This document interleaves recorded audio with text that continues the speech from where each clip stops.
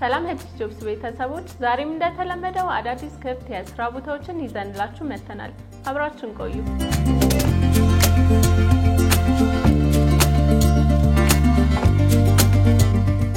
የመጀመሪያው ክፍት የስራ ቦታ በትራኮን ትሬዲንግ ፒኤልሲ የወጣ ሲሆን የስራ መደቡ መጠሪያ ኦፊስ ኢንጂነር ተፈላጊ የትምህርት ደረጃ በሲቪል ኢንጂነሪንግ የመጀመሪያ ወይንም ሁለተኛ ዲግሪ የስራ ቦታ አዲስ አበባ።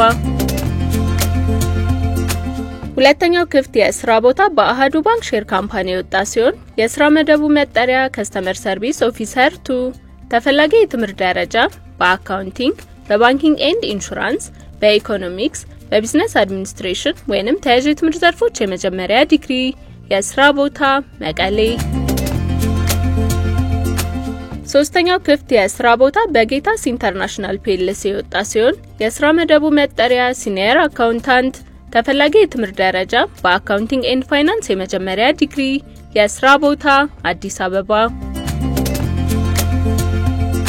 አራተኛው ክፍት የስራ ቦታ በኢትዮጵያ ሰብአዊ መብቶች ኮሚሽን የወጣ ሲሆን የስራ መደቡ መጠሪያ ታለንት ዲቨሎፕመንት ኤችአር ኦፊሰር ተፈላጊ የትምህርት ደረጃ በሂውማን ሪሶርስስ ማኔጅመንት በቢዝነስ አድሚኒስትሬሽን በማኔጅመንት ወይንም ተያያዥ የትምህርት ዘርፎች የመጀመሪያ ዲግሪ የስራ ቦታ አዲስ አበባ።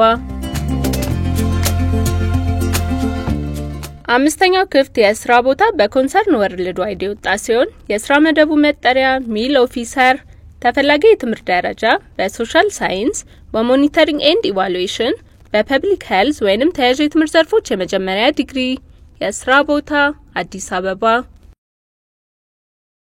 ስድስተኛው ክፍት የስራ ቦታ በኢትስዊች ሼር ካምፓኒ የወጣ ሲሆን የስራ መደቡ መጠሪያ ዳታ ሴንተር አድሚኒስትሬተር 2 ተፈላጊ የትምህርት ደረጃ በኮምፒውተር ሳይንስ በሶፍትዌር ኢንጂነሪንግ ወይንም ተያያዥ የትምህርት ዘርፎች የመጀመሪያ ዲግሪ የስራ ቦታ አዲስ አበባ።